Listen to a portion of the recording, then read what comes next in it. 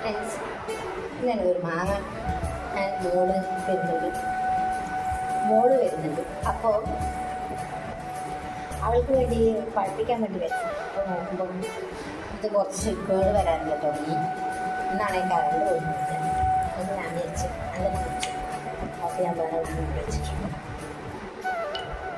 അല്ലേ ഇത് ഞാൻ പെരക്കി പൊങ്ങി വെച്ച് ഞാൻ